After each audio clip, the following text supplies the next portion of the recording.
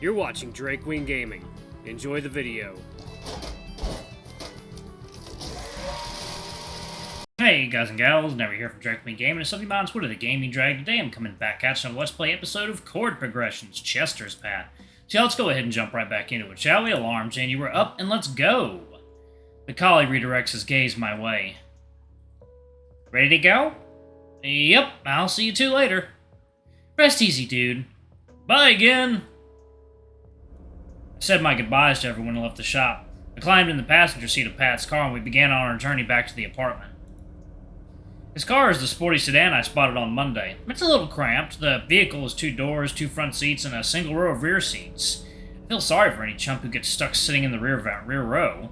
With a smaller frame, Pat's able to situate himself inside quite comfortably. Meanwhile, my fat ass is starting to feel a tad claustrophobic. Pat keeps the interior of his car relatively clean, but it isn't detailed to perfection like Chester's ride.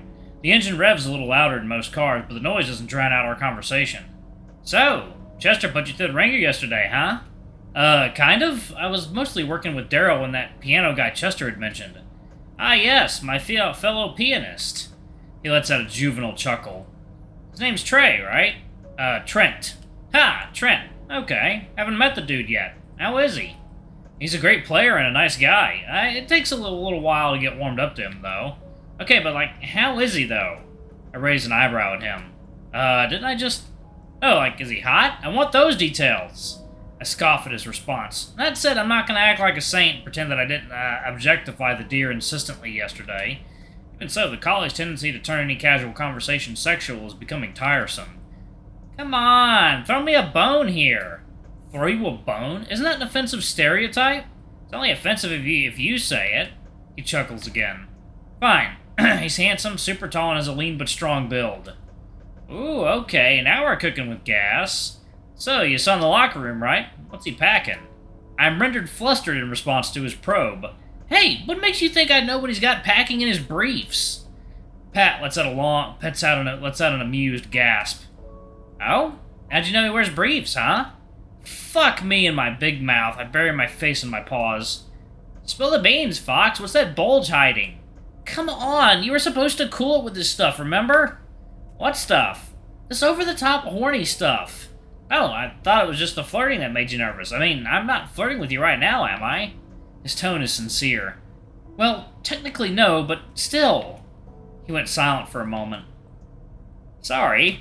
No, you're fine. You're right. This isn't flirting. We're talking about someone else entirely. I'm just not used to talking with someone who's open about this kind of thing. What kind of thing? Just so openly sexual, I guess? Well, I'd beg to differ. Ever hang around a group of straight men? Yeah. Ever hear the way they talk about women? Yeah, I guess. Was our conversation any different?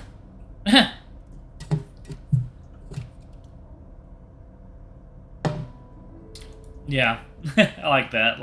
It doesn't matter what you identify as. You're still gonna probably objectify the shit out of someone.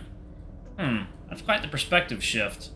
Just replace bulge with tits, and the net result would be 90% of the conversations I'd overhear boys having in a high school cafeteria. You have a point. So, now let me ask you this. Does the topic of hot men make you feel uncomfortable in and of itself? Or is it the fact that you can now actually participate in the discussion? Oof. That question really packed a wallop. Really gunning for the repressed feelings this morning. It's one thing to objectify men internally, but I guess I turn into a chicken when I have to say any of it out loud, huh? Jeez, wasn't planning on getting a free therapy session with this car ride. He chuckles and flashes me his signature proud, toothy grin. What can I say? I'm full of surprises. Well, to answer your question, I guess it's the fact that I can participate that's making me uncomfortable. It's not something I'm used to. I didn't have any gay friends in Fairview, and Moriah prefers women. I've never had the opportunity to talk about this kind of stuff out loud. Nothing wrong with that. It takes time. Just try not to keep those feelings repressed, though, especially those naughty ones. I know you have a dirty mind. He gives me a chuckle and a wink. Well, he's not wrong. Yeah, and what gives it away? Something in particular clued me in. He pauses for a moment. I caught you lurking on my Kroozr profile last night. My heart sank to the pit of my stomach. I've been caught red-pawed. God damn it, how'd you find out? It's a perk of being a premium member. You get access to a list of people who viewed your profile. Well, damn, can't say I'm surprised you have a premium account. What's that supposed to mean? I'm just an innocent little puppy dog. He playfully bats his eyes at me. But in all seriousness, you should let those naughty thoughts roam free. Find some nice dick on Kroozr and let loose a little. You'll feel better. Maybe. I don't think he's 100% wrong. That said, a good dicking from a stranger isn't going to solve all my problems. But it may resolve a non-zero amount of them. At this point, we arrive at the apartment complex. He pulls up to my building and parks the car. Well, try to get some rest. The next few days are going to be nuts. Yeah, sounds like it. I'm definitely taking a nice long nap. Right on. I'll catch you later, dude. See ya. For you. And buckle and step out of his car. I walk towards the front door. By the way, I turn back around to find his passenger window rolled down. Don't be afraid to send a friend request. He offers me a wink before cackling and driving off. Did he seriously just suggest that? I strip down to my underwear and make myself comfortable in my bed. The second my fur touches the sheets, I'm struck with copious fatigue. Before I let the drowsiness take me, I check my phone one last time. I give Moriah a quick text and let her know I'm home and not to worry. Against my better judgment, I open up Kroozr again and quickly scroll to Pat's profile. It wasn't far down the list.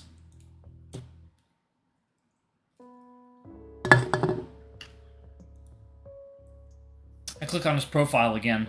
I navigate to his photo gallery to see 15 hidden images that could be revealed if I send a friend request. God, who knows what treats and delights await me if I do this. Knowing him, I bet I get to see everything. The mere thought of what lies behind that friend request barrier is so incredibly tantalizing. I'm actually starting to get firm by the anticipation alone. I can't, though. This wouldn't only be crossing a boundary with a coworker, but would be violating Chester's rules.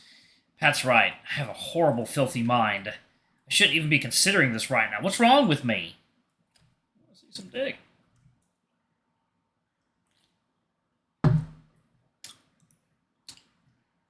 I got sent home so I could sleep. Instead, I'm on this godforsaken app. I closed the app and returned my phone to my nightstand. Just go to sleep, Eddy. No more.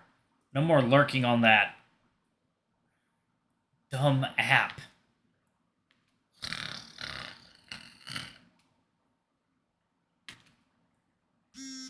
I reach over and grab my buzzing phone from the nightstand. Moriah's calling me. Hey, Mo. I'm able to contain my grogginess as I speak. Hey! Oh, shoot! I woke you up, didn't I? Yeah, you kind of did. Sorry, I can call you back later. No, nah, it's fine. What's up? Well, I got some news. I had my meeting with the academic board to review my portfolio. I perked up immediately. Oh, yeah, how'd that go? Well, after they reviewed everything, she takes a short pause. They love what they saw. I can get a bachelor's in 3 years. I pump my fist into the air. I can't contain my excitement. Oof. Woo, yeah, that's amazing. I'm so proud of you, Mo. Oh, thanks. I'm proud of me, too. Well, I'm sorry I woke you up. I'll let you go back to sleep. In all honesty, I'm kind of wide awake now after hearing the good news. Oh, I'm sorry. No, it's fine. I probably shouldn't nap for too long anyhow. I don't want to ruin my sleep schedule. Right, well, since you're free, you want to grab an early dinner with me? I checked the time. It's 3:30. Been a while since breakfast. Yeah, that sounds great, actually. Want to meet me on campus? There's a few good places nearby. How am I supposed to get to campus? You get your butt and walk, you silly goose. That's only a mile away. A mile? Ugh! Or you can just stay home and starve. She giggles. I don't know which fate is worse, in all honesty. I let out a long exhale. I'll come find you on campus, though. I'll figure out how to get there with Google Maps. Great! Text me when you get here. Will do. See you soon. See ya. For you. I hung up and rolled out of bed. I put on the same outfit I wore this morning and head out the door. Walking to Douglas Scott University's campus was a lot more pleasant than I was expecting.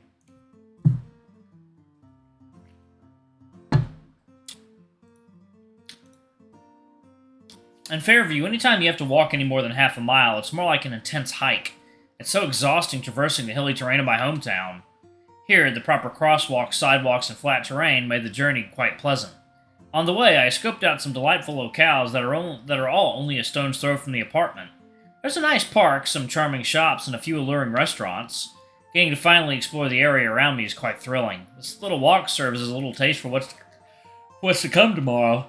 I get used to this. I could get used to this. Maybe this fox was never cut out for the country life. I walk aimlessly, passing by some marvelous architecture and beautiful gardens. This place is much more aesthetically pleasing than FCC, that's for sure. Ooh, excuse me. Text Moriah and let her know I've arrived. She calls soon after. Hey, where you at? I have no clue. This is my first time here. What buildings you see? I stop in my tracks and scan the environment for any signs. I'm right outside Hetfield Hall. I have no idea where that is.